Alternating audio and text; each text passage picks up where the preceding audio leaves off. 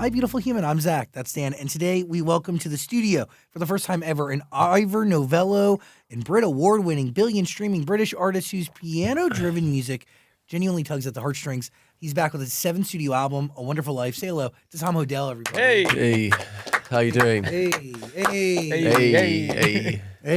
So you're from the East Coast, right? Yeah, I'm from New Jersey. Yeah. Yeah. What finds you in on the West Coast? Honestly, life. This show right here? Yeah, like work. I mean, we've been here for how many years, Dan? Over 10 now, going on 11. What could the West Coast learn from the East Coast, and what could the East Coast learn from the West Coast? Good question. And I genuinely think East Coast is built on camaraderie. Yeah. And West Coast is kind of built on low-key competition. Yeah. And people help each other on the East Coast, and I don't think it happens much here on the West Coast. And I could be wrong. They pretend to help you here. Yeah. You mean to say everyone's out for themselves in Los Angeles? I think if somebody was to fall on the sidewalk here, people would just step over you, around you, and I think in New York they'd stop to help you. You know, I'm going to contest that because I went for a hike in Runyon Canyon this morning, and someone did fall down. And lots of people did stop. Okay, that's nice.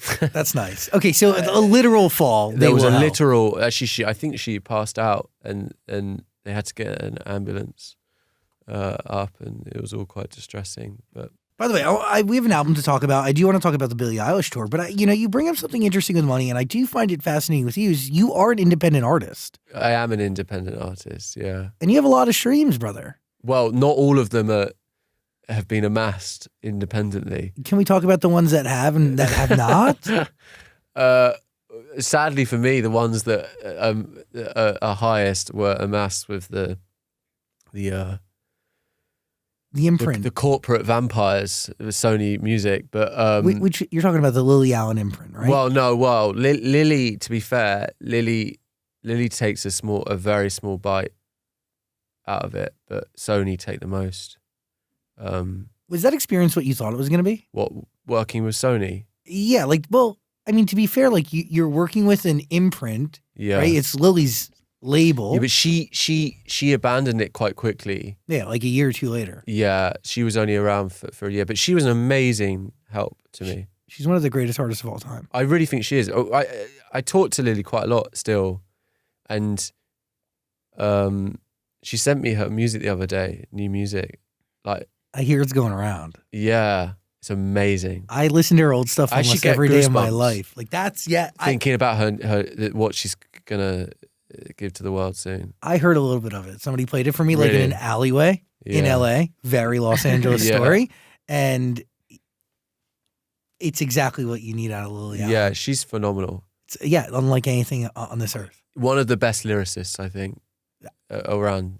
And by the way, timeless. I still feel understood every time I listen to any of the stories she tells. Yeah. It's crazy. I agree with that. She's really, really cool. And it was great to work with her right at the beginning of my career. And she gave me a lot of support and a lot of confidence. You know, when you're 20, 21, it's amazing to meet. I remember meeting her, I was driving up to London, the UK. I was doing all these tiny little pub gigs, and there'd be 15 people there, 20 people there. It all, slowly getting a little bit bigger each show. And then one night, I was told by this young girl who was my manager, who was the same age as me at the time, and she's called Anna Hesketh, and she somehow knew Lily. And she'd come to see me a bunch of times, Anna, and she said, Lily's going to come to the show tonight. And I came from a small town on the south coast of England. No more than 15 people had ever been to my concerts. And Lily came, and she stood at the back. And I remember meeting her, and she was like, I hope we can sign you at the end of the night. And I had this 2-hour drive back home in my grandmother's Skoda Fabia baby blue, maybe the most uncool car that's ever been made. And I remember driving back that night and thinking, wow, I think my life just changed in that moment. And it did. Anything about your process for Another Love, though, that was different than any other song you had written previous? I think I was genuinely quite hurt. and maybe rather than there's a tendency or a kind of proclivity to want to avoid pain in us all, right? And I think every once in a while we have the courage as people to face it and to really feel it and absorb it. And maybe that was one of those moments for me, you know. What is it rooted in? Definitely feeling hurt, but trying to, I guess, everyone has a certain amount of defiance in them that I think is one of the wonderful traits which ties human beings together. And I think that it was focusing on that defiance, that strength, that I think some of us find at the bottom. You find it at the moment of surrender. You find that strength, which I think is why the song has become associated with, you know, precarious moments, you know, like fragile moments in people's lives, I think, rather than moments of celebration or, you know. Is there any part of you that's surprised that it's taken on a whole new meaning and a whole new life recently? I think it's a good song. So, like, you know, anything's possible. But of course, yeah, I'm surprised. I think, like, someone told me the other day, it's the most, I can't remember what number, but it's like, it's Alexa, get out of here. I think it's like, it's good because Alexa interrupted a moment of congratulatory bullshit. So she saved me from my misstep, which is but I don't know. It's great. The song's done well. Yeah. You know, I wish I could have more. I mean, I'm going to be honest with you. Like, I had no idea that was released so long ago. Really? When did you think it came out? I mean, in the last year and a half, because that's when it's been all over my feed. We can pretend it did come out a year and a half No, ago. but it's been, I mean, dude, like, that is the power of, I mean, I think Timeless Records, right? Like, Timeless Art has, yeah. And I had listened to your music a bunch over the years, but like, that one record, Yeah. I really genuinely Yeah. attributed to it took on such a mainstream life in the last 2.5, 3 years. Yeah, I think that's definitely like social media.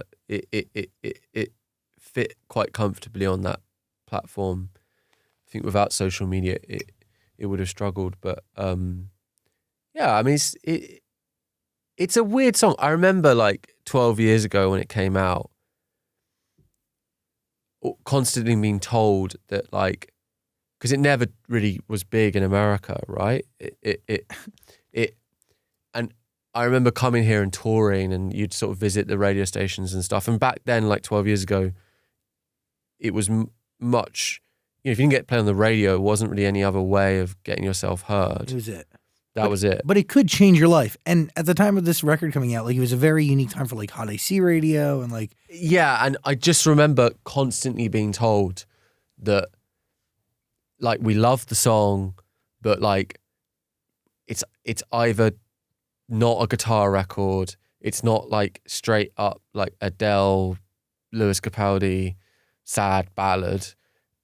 It's just sort of like too much. It's like it has the sad bit and then it has the up bit, and like people have never been able to kind of like figure out what kind of song it is. And I think, interestingly, what held it back 12 years ago is the same thing that has helped make it a success. Yeah, make it a success now, which is, I think, a wonderful lesson in, you know, that the lack of control we have, and actually just as an artist, just surrendering to the fact that you can just try and do good work and not try and control the outcome of that. Because I'm sure you guys have experienced with your successful podcast. That's relative, dude. No. But you've experienced the fact that things surprise you, the world surprises you. Almost every day. Yeah, the world surprises me every time I put an album out. Mostly, it surprises me with en masse. I think the audience have this weird intuition for authenticity, and so the like you see on TikTok, like when someone just puts something up really authentically, that is just a very intuitive moment, it tends to react really well because the audience sees something in it that feels reflective of their own life. And I think with music, whenever I try and convince myself something is good, and it's my cerebral part, it's my mind going, this is good, you want to be more like this, right? You want to sound more like this. The audience always has a habit of like educating me that music is not that. It's from the heart, and you've got to touch your own heart. You've got to touch other people's hearts, and that's what they respond to. And I'm always blown away by that. I'm not sure if I totally articulated it correctly, but how does that come through on A Wonderful Life? Well, I don't know yet because it's not out, so we'll find out how the audience react based on reception. But like, are you taking anything? How much of these albums at this point, when it's number 7, is made up of you versus like what you've acquired from that relationship you built with the community that listens to your music? I think honestly, like, one of the hardest things to do as you get further into your career is like not become a caricature of yourself. This kind of like almost calcifying part of my job, which is like this kind of echo chamber of like, who is Tom Odell? And then like you have to kind of pigeonhole yourself in order to like there's a necessary amount of it to put a record out. Like what kind of venue are you going to play? Like there has to be some choices made. And I think what's really hard is that when you make a record, it has to be completely liberated of anything you've previously done. And what I remember when I came to make my second record after my first record, it was like the most dizzying experience I've ever had, because there was all this exterior expectation, but then even just like on the interior, in my relationship with myself as an artist and as a musician, there was all this expectation. And actually my biggest like tendency on my second record was just to make something really kind of aggressive and cold and lacking any warmth or humility or lyricism. Was that anti what people wanted from you? Or? I think in a way, like there's a strange like draw to but that is in a way even worse than doing the thing. It's just the same thing. You're kind of reacting to like some expectation, and I think the hardest thing is to try and kind of neutralize that, any reaction, and just to make something that feels emotive and expressive to how you feel right now, and not thinking about the result. You know, it's really hard. I mean, the strangest thing about this job that I do and lots of artists do is it's this like it's lying on the couch, you know, with the psychoanalyst, totally. but the psychoanalyst is also you know, and you're trying to clear through all this clutter to try and get to something that feels like there's some truth in it. And sometimes it's incredibly easy, and sometimes it's the hardest thing in the whole world, and you can spend 2 weeks banging your head against a wall and you've come out with one line from one song, and it takes a certain stoicism, I think, to be able to do that, I'd say. You've said that the most powerful songs come from the hardest, toughest, or most uncomfortable stories and emotions to share. Does ugly apply in that category? In 2020, end of 2022, I wrote this song Black Friday, right? And I talk about your I'll sort of come back to Ugly, but it starts I wanna there. talk about it. Black Friday's great too. I wrote Black Friday. It was my birthday. My birthday's the end of November. It's when they have that kind of consumer holiday, Black Friday, in the UK. I think they have it here, right? Mm-hmm. In the US. Yeah, it's after Thanksgiving, but you guys do it differently. I think it's the same thing. Is it really? Yeah, it's the same thing. And you have like grannies sort of being like drop kicked out the way by like 32-year-old men trying to get a cheaper microwave, right? Totally. Like it's a wonderful time of the year. Capitalism.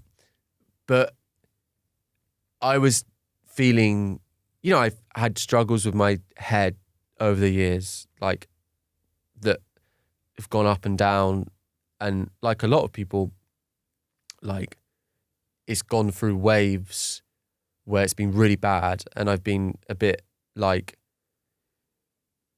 stuck, and I can't get out of this kind of funk, and I feel very sad. And if, it kind of spirals with this kind of anxiety, like OCD thing down, and sometimes leaves me there at the bottom with this kind of really unpleasant state. And I guess this is kind of pertinent to what I said at the start. Often in those states, I will write songs, but I won't necessarily write about that because I don't want to think about that. I want to think about something else. I don't want to face how I feel. I want to escape and procrastinate and do whatever I can to not sit in the feeling. But with that feeling, which is a horrible, grotesque feeling of sadness, I did face it, and I wrote that song Black Friday. I wrote it with my friend Max, and it awakened something within me that I felt had been dormant for a couple years or a few years, which was a kind of courage with my writing, with my songwriting. And I'd say since then, I had this amazing experience a year later singing it on stage in front of 15,000 people. And I remember the moment those lines came to me. I want a better body. I want better skin. I want to be perfect like all your other friends.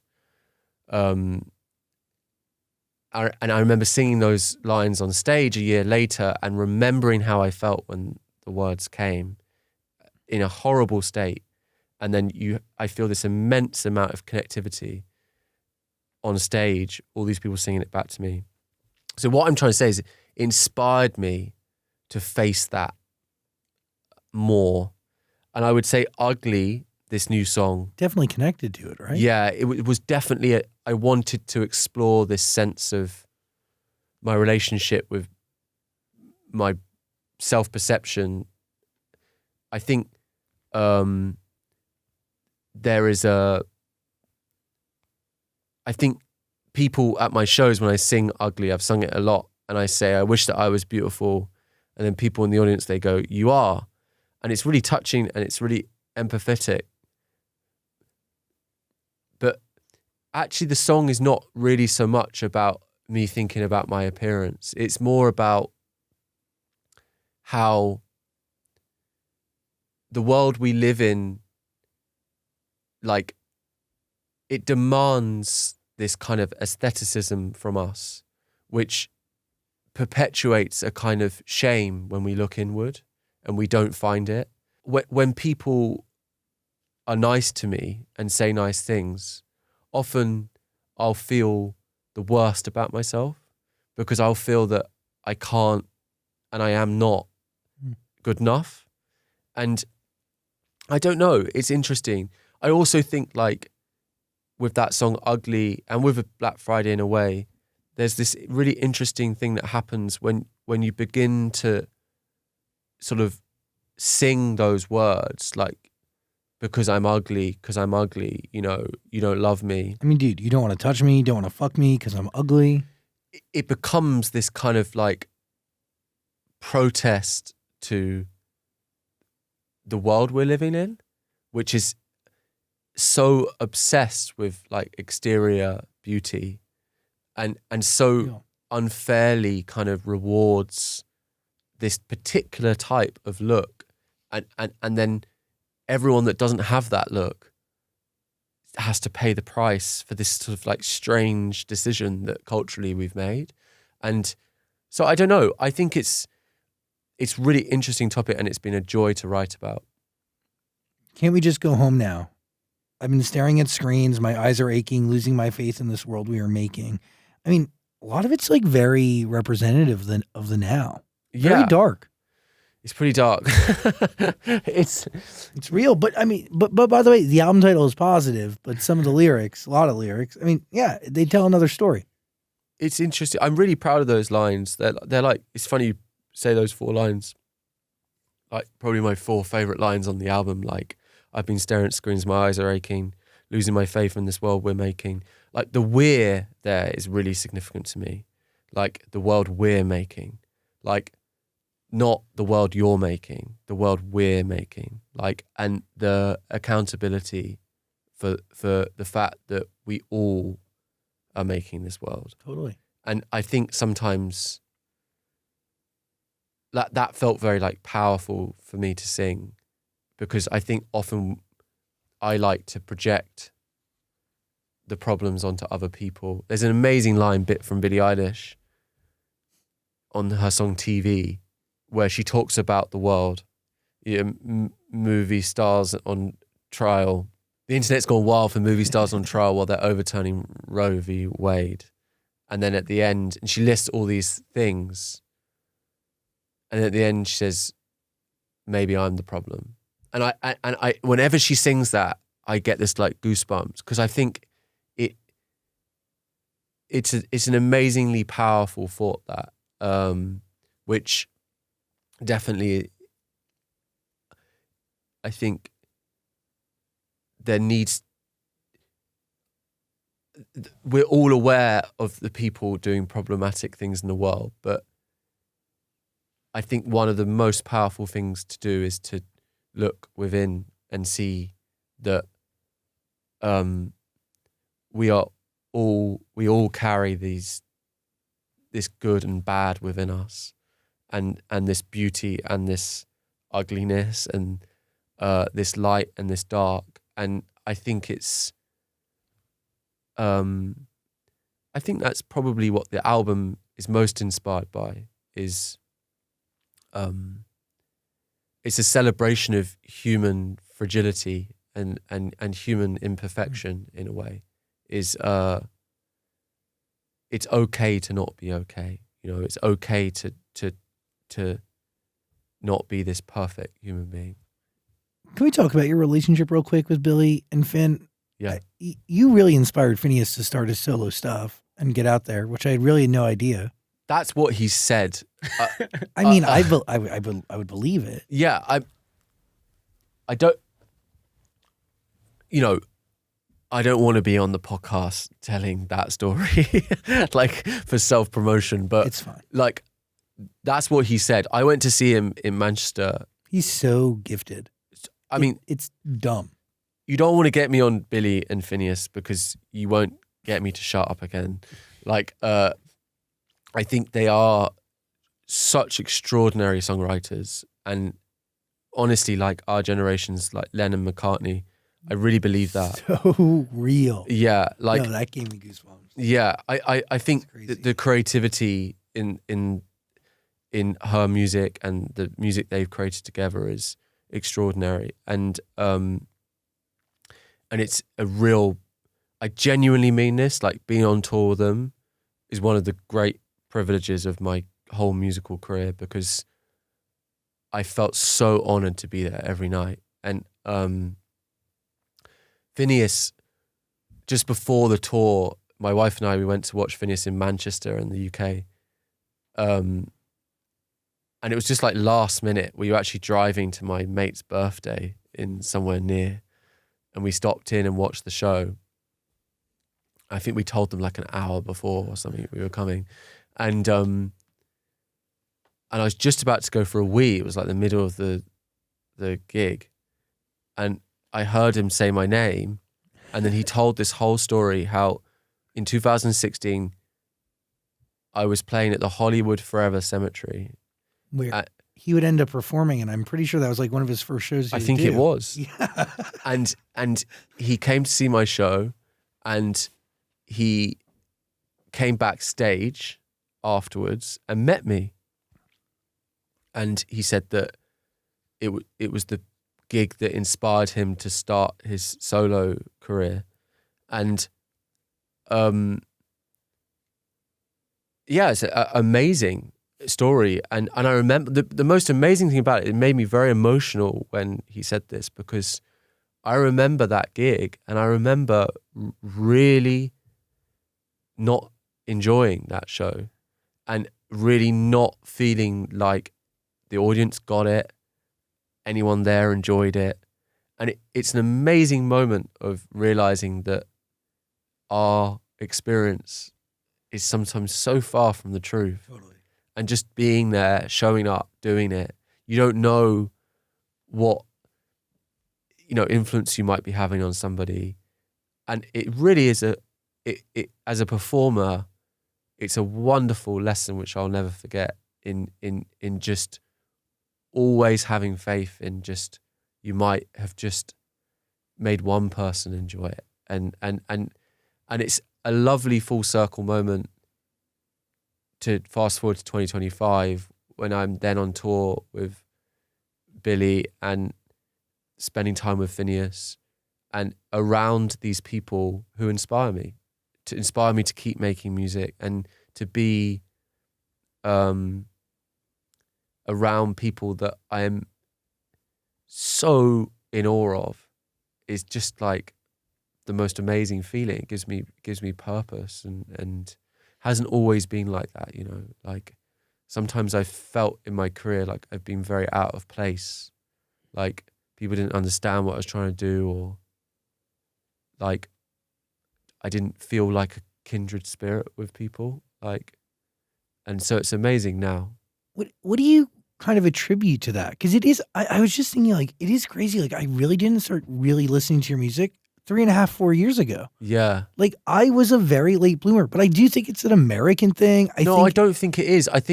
Look, in 2021 in London and in Europe, like the whole of Europe, we were struggling to do tours. Like I was really getting to a point where it was hard to make it work financially. Like we weren't selling shows out. I have this band. I was struggling to pay the band, and this tour we're going on, we're playing arenas. Crazy. Like it's like fucking nuts. Yeah, it's crazy, and I don't know what the difference is, but I will say that maybe it's me. Like I don't know. Like maybe I got to a place within myself where something changed. I do feel that, but maybe also I don't know. It's weird. You can't control the audience. You can't control what people think of you. You can't. Like it, and there's no point worrying ever, because people use their perception of others to figure out how they feel about themselves. Totally. So but to release to that is a very hard thing. Yeah. But potentially when you do it, if you can, good things can come from that. Maybe when I was younger, I tried to control it too much. I don't know. Maybe there's fear, maybe. Didn't you say at one point that Sony almost made you feel unsuccessful? Oh my God. I mean, I have to like really not go there with the Sony thing, because I'll just end up like getting the baseball bat out and just trashing them. Well, maybe that got in your head and you just like you yourself started feeling like maybe I'm not good. I honestly had a terrible time like being on Sony, and it's funny, like Joe, who you met out there, Joe was on Sony till, I don't know when, 2021 or something. So we both left at a similar time, and Joe's now my manager in America. And he was at Sony for many years. And he was more over here. And he's told me things of like, yeah, they just didn't really get you. Like, in the UK and like, and they didn't. I mean, I remember like calling up the head of my label in like 2019 and wanting to put this song out that I'd written, that I really cared about. It was a very emotional song, and just the reaction just being like, you're not very good. Like, and there was so much of that I think my confidence did get knocked quite badly by it. And I really felt quite lost for a while. Do you ever release that song? I did, yeah. Yeah, I did. It's a song that is it's called Streets of Heaven. It was about a school shooting. Yeah. And did you want to release that one before the hit that would change your life, Another Love? Yeah. But it's I think what I'm sure like every artist that's come on here and sat on this couch, right? Like there is this whole thing behind the scenes that is like, it's so hard to get that side of your career. It's hard enough to write songs, right? And it's hard to go on tour. But the whole business of it, people get so unlucky, and you can find yourself in these terrible deals. And I've had to come to peace with the fact that a song that I wrote, an album that I wrote when I was 21, 100% I wrote myself. I produced it myself. I played the instruments on it. I sang the song. You know how many people can say that? And of that whole album, right? And I make 25% of it. And Sony makes 75% of it. Forever. And Awful. And forever. And there's a certain point that you go, like, that's cool. Like, I'm cool with that. Like, you have to get cool with it, because otherwise it eats you up, Well, does that change the way you view the success that the song's been having over the last few years? But I mean, you do get to capitalize in other ways. It doesn't change it at all, because it's my song. Yeah. And I created it, and I remember creating it, and I remember I know every inch of that song, because every bit of it is me. But it definitely has made me more to be the smallest stakeholder in it is a mad thing. And it's made me very protective of artists, I think, and very skeptical of the music industry. And now, I am got to be honest, I'm much more like, when people want to do, like, the industry want to do like a deal with me, and that I'm just like, we're gonna barter hard, because I've just like, I don't know, I know what the other side is like. Totally. and I think when I talk to young artists now, and I know a lot of young artists, and I support a lot of young artists, I just feel so protective that they don't get in situations that I did, where not only will they not, they'll be the smallest stakeholder in something, and it'll be hard to make money out of it, but they also creatively will have people that aren't supporting them. And but anyway, I don't know, I hate talking about it, because like, it's not it doesn't define me, and it's so long ago now. It's like 3 years ago, and I'm so happy with the world I'm in now, and I have this tiny label, and we're a WhatsApp group, and we decide like Ugly. We decided like a week ago, let's put Ugly out on Friday. We shot the video, like it's all just this little pot of money that we use, and it's honestly so wonderful, and it's such a harmonious thing. And my advice to young artists is not to sign to big labels. You can figure it out on your own. Put it out on your own, because you don't need them, and No. and you know,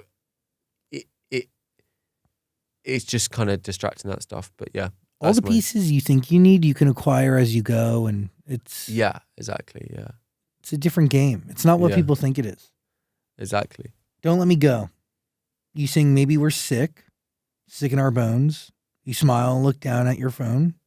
The city is filling with smoke. Who are you talking about? Are you talking about, again, society? I think just like over the last few years, there's been so many kind of existential moments where it feels like the kind of normal world is collapsing. And I guess that song was like an exploration into that. I feel really sad when, as a collective, we don't take responsibility. As a society, we don't take responsibility when there's evidently, like, we're not looking after like young people, or we're not looking after certain groups of people. And I feel that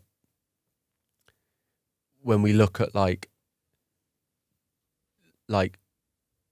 self-harm in young folk, it's gone up like exponentially. And you look at like suicide in young men particularly, but you, and the kind of bullying and the depression, anxiety rates in young people. And there's this kind of tendency to blame the individual and to treat the individual, but to not treat the broader problem. No, because that requires It's too much accountability. It's inconvenient to treat the broader problem. Yeah, and it probably either costs money or makes people will make less somewhere. Yeah, I think I just feel this. I guess like there's a with that song. It's like we had to grow up so quick, killing the world in a click. Maybe we're sick in our bones. You smile and look down at your phone. The forest is filling with fire. Turn off the TV, I'm tired, I don't want to know. The skies are aglow, they're taking your body away, and hopelessly all I can say is don't let me go. Do you write these songs as poems? No, they come together slowly. With this album, very close collaboration with I've made the last 4 records with this guy called Laurie Blundell, and I'd say him and I are there right from the beginning to the end. He's actually become an amazing mix engineer, producer, and writer. And we start the songs together. Sometimes I bring an idea. More often than not, we're starting together, and it's like building blocks slowly built up into a world. But we're like, I'm low key kind of obsessed with words in songs. Like there's not a line in one of my songs that will ever be, you might not like them, people might not like them, and they might not like connect with them, but the one thing I can say with my hand on my heart is that I really care about every line, and I want every line to be a world in its own. And I guess like I love literature, and I've grown up kind of simultaneously being very interested in literature, and I guess there's a kind of a world that I like to build with each album, but also a world with each song, so that you can live in the song and your own mind will fill in the rest of the color. But there's cohesion through every song on the album. Yeah, like even in Strange House, like, again, very apocalyptic. I think the world is broken and everyone knows it. It ain't healing. Yeah. Like there is like It's very bleak. It's bleak, but I would say there's so much hope on this album, and it You get there. you know get what I there, mean? but you have to go on the journey. Totally. You have to listen to it from start to finish. One, and it ends on a song called "The End of Suffering," and It's very intriguing. the end of suffering. There's a door. There is everything. There is nothing, and there is everything and more. There's a sticker on the window saying something like, "You've got nowhere left to go. Take and step inside." At the end of suffering, there's a room. There's a child's crayon drawing of the moon. I light my cigarette. I lean against the wall. I feel that resignation that there's nowhere left to fall. And then the song ends at the end of suffering. There's a home. And the only way you get there is on your own. I lay down on the sofa, turn on the TV, shut my tired eyes, and hopelessly I dream at the end of suffering there's a world. At the end of suffering there's a world. I stumble to the window, pull the curtains wide. I've spent so long in darkness, it's good to see the sun it shine. And that's where the album finishes. And you've gone on this crazy journey. To get to something positive. Yeah, and there's hope. Yeah, totally. Yeah. But I think you have to relinquish all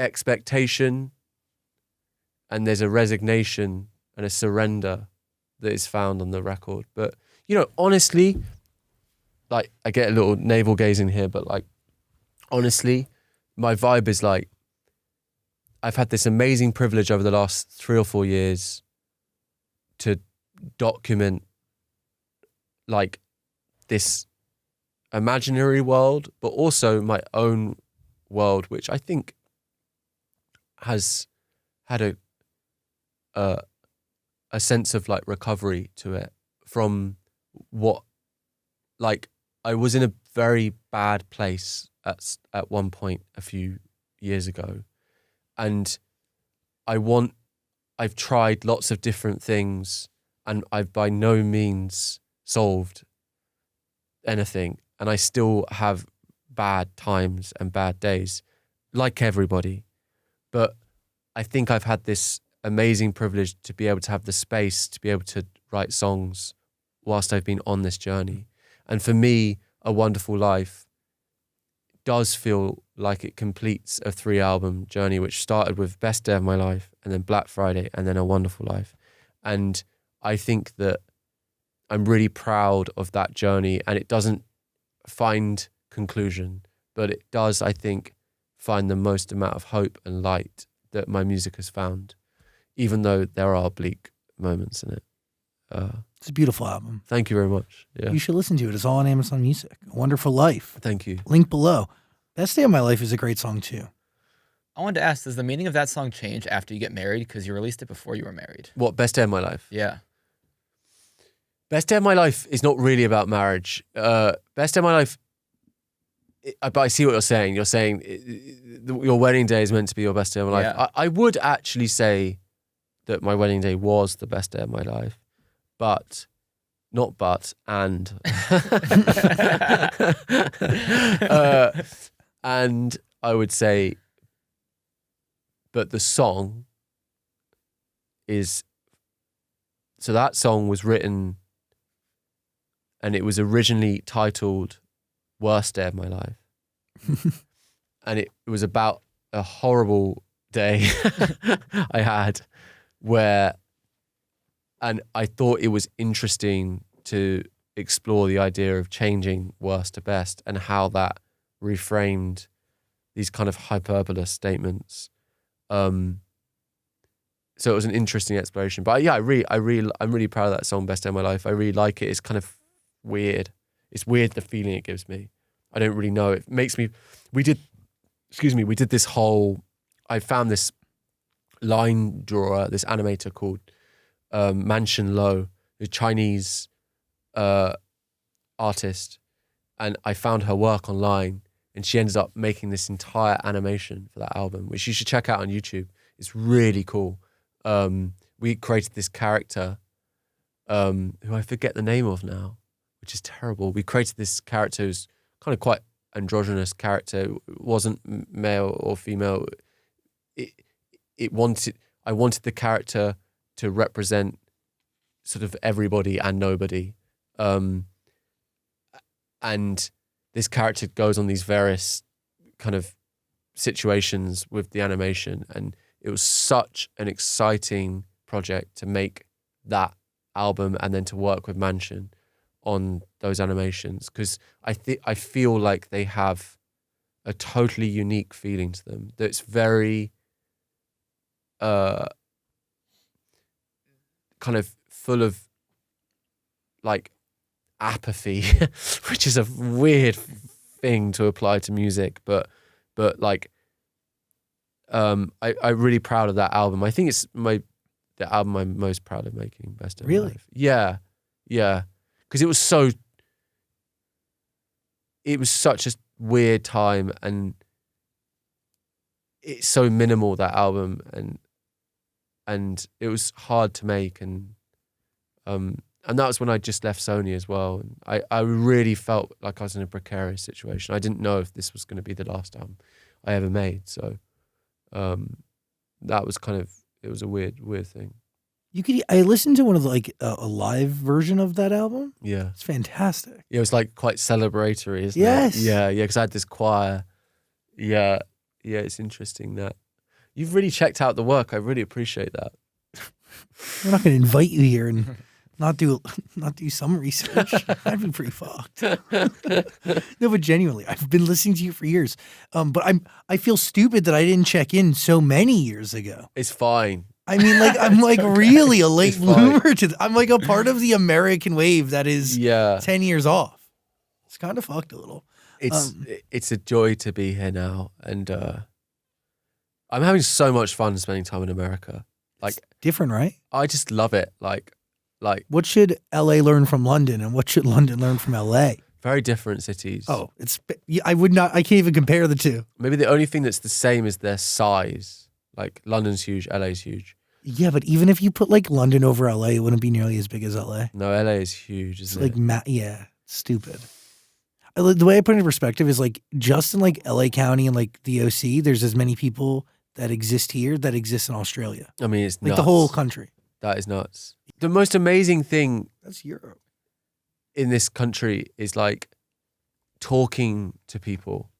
Like I love like having experiences with people. People are so ready to share their life with you. And they're not in London. No. You have to like be friends with someone for like 9 years, and then you have to get them blind drunk. Totally. And then they might tell you like what their relationship was like with their father. You in LA, there's a sense of adventure in America, which I think is really because every day it's survival, literally. Like genuinely, the streets are crazy. Yeah.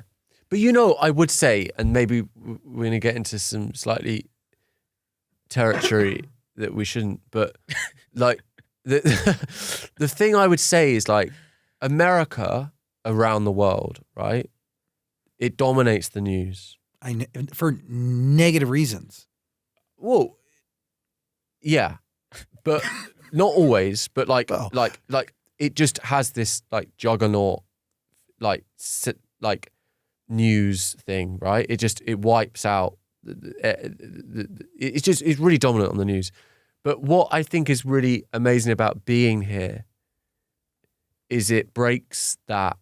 One would be forgiven for just defining America by these kind of news stories. Totally. And then you're here. It's totally different. And you'll spend time with people, and the beauty of like talking to people and hearing their stories and hearing where their families are from and like the good will and the spirit and the energy. I love it. And in Salt Lake City I went for a run, because I always go for a run, and I went up this trail and I ran down this trail and I heard this massive like rattle, like and I was like, what is that? And I went back, and this huge rattlesnake, like that big, and it was like up, and it was like getting ready to like attack me. It will kill you. Yeah, I didn't know this, and I was trying to I like got my camera out, and I was like trying to get close to it. Oh, you're crazy. and it kind of went for me. It like jumped at me. And what do you do? And I ran down the hill. Okay. And I got down the hill and I was chatting to these hikers. And I was like, oh, by the way, there's a rattlesnake up there. And then they were like, I was like, but it's fine, right? Because they're not dangerous. And the guy was like, are you insane? Like this thing could kill you in like a few hours. So anyway, I had this, Wow. but that was cool. Like you don't get that in London. Well, More snakes in London. you I were think. born in the UK, but then you grew up a little bit in New Zealand. Is No, that I real? just spent like a year there, yeah. But then it's weird because my wife's her father's from New Zealand. So we go to New Zealand the whole time. Wow. Yeah, I love New Zealand. Why'd you end up in New Zealand for like a year? That would be fun. Oh, why did I? Yeah. Um, Do you my dad remember was it? an airline pilot. Oh, that's cool. Yeah. So he got, I think he had an opportunity to go and work for Air New Zealand. So we went over there. And my mum was a teacher, like a primary school teacher, or they're both retired now. But I don't, actually, maybe she didn't teach out. I think she did teach out there. I actually don't know if she taught out there. But I went to school there first Interesting. in New Zealand. Yeah. Different world. Yeah. Yeah, cool place. Yeah, right? Have you been there? No. Have you been there? I've been Australian a bunch. But you know, it's really quite not that far from here, New Zealand. It's like, What? well, for Brother, it's like, I'm okay, for It's if like you're going to 12 judge hours. it based on like flying here direct to London, which is 10, yeah, like it's like a 13 to 14, 15 hour flight, Yeah, right? it's about 13 hours. 13. But you know, from us in London, it's like 10. 24 hours to New Zealand. Wow. Yeah. Yeah, 23 and a half hours. Yeah, savage. Well, so from here, I guess it is a lot shorter. Yeah. So fair. Thank you so much for having me on. Are you kidding? Thanks for being here. Yeah. You're great. So, yeah, really great. And Come back. yeah. We'd love to see your Yeah, show well, if too. you find yourself in London. Fuck yeah. I'm there. Or actually, I'm not, to be honest with you, I'm as much everywhere else as like in New York, Auckland, I don't know. Just let us know. Auckland. That's pretty cool. We should stay in touch. I would like that very much. Yeah, thank you. I love the way British people say record. What did I say? Record. Record. I love it. It gives me like butterflies when I hear it. Record. I guess it's like the 60s, like, Yeah, that's what it Like- reminds me of. yeah, Like like, the Beatles saying Jagger. record. Yeah. Yeah. Yeah, all right, mate. Yeah, I've got a new record out. Yeah. Listen to the album. The record. Listen to the new record, Wonderful Life. Thank you for being here. Great to be here. Tom Odell, everybody.